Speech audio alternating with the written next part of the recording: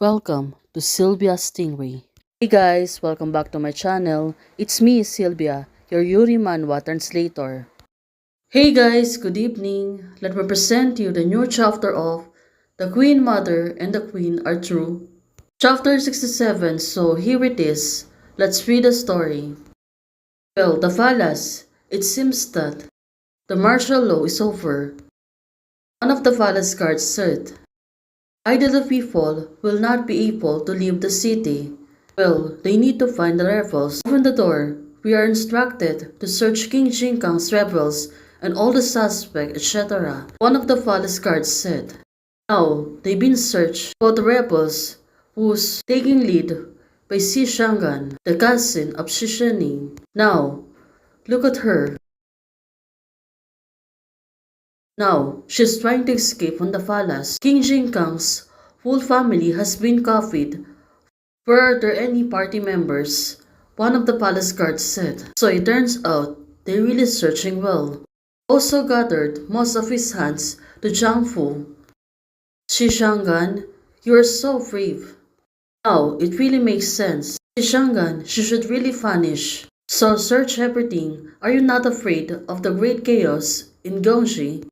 Obviously, it's for me. Now, Jiangshu was thinking that everything was all for hers. They've been fighting her just to eliminate her, so Shishangan thinks that on Shishaning's position. Now, everyone seems to be busy. Now, look at her. She seems to be so cold, and she looks really afraid of. Even though she was on the high places, one move, she can be seen downstairs. Now, I obviously want to escape from the right and wrong. Jiangshu was thinking again. Maybe she really fitted herself. Right now, she was really on awkward situation. Let's watch the fireworks together next year. So she remembers what Shishaning promised to her. But it will never happen. On her mind right now, she thought that Shishangan has been sent to eliminate her. Shishaning, her cousin. Why did he go back and run back here now? She looks really worried. Although right now, she was really empty. Shishaning. She was thinking Shishaning. She thought to herself that Shishaning is really good at acting. Well, definitely. She was thinking that everything Shishaning does to her for acting.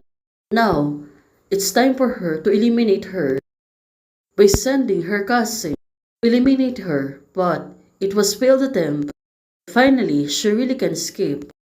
But now, she really kept herself thinking about Shishaning. Suddenly right now, Shishaning appeared in front of her. Finally, she's been found. After a long searching for her. Of course, Shishaning, she got really worried about her. When Shishaning see her, she was calling her Jiangshu. But it seems that Jiangshu, she was really infatuated why suddenly Shishaning popped in front of her. Now, she was flashingly taking out her dagger. Now, it really makes sense.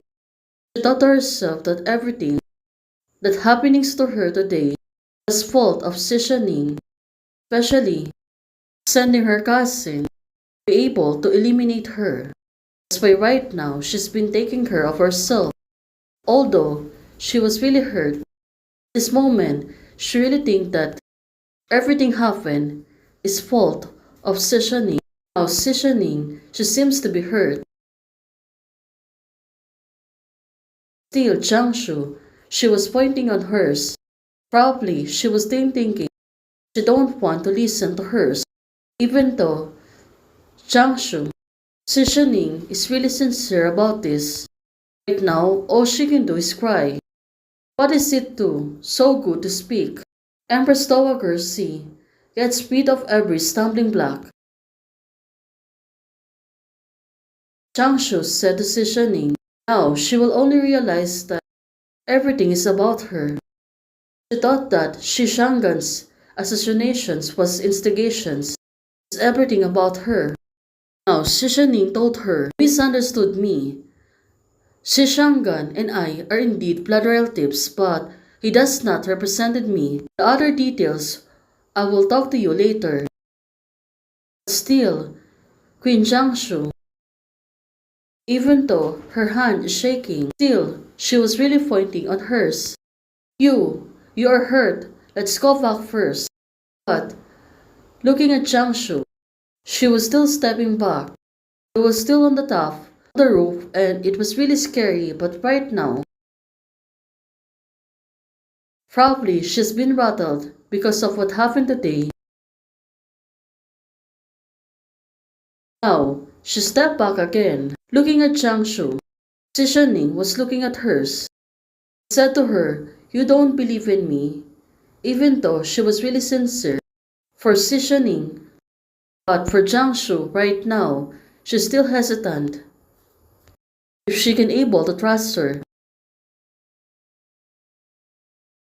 I bother to make up these lies, then lie to you. Ning is trying to explain to her. Her mind is chanting, how can I see through? Now, I'm your political enemy and your biggest obstacle. You said you don't eliminate me. Why? Now, looking at Jiangsu, she was still trying to explain to her, I don't eliminate you. I won't eliminate you. Ning said to hers.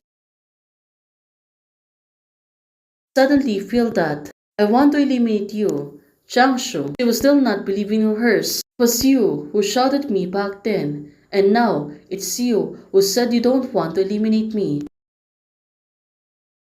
Now, she seems to be rattled, and of course, everything seems to be hazy. What's make her always suspicious of me? Well, of course, about her cousin.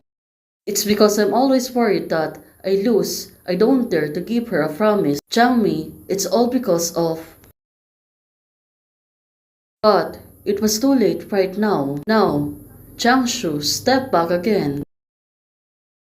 She's going to fall down. Let's see if she can able to save her. But it's all gonna happen. It really makes sense. And it was not really good. She can able to land safely. Now, also Ning, she's trying to reach her. She tried to jump off, and now she's going to save her. Well, let's see and hope. Now, Ning was embracing Jiangsu. Of course, she will never lose her. It really makes sense, right? Ning said to her, because you are my sweetheart.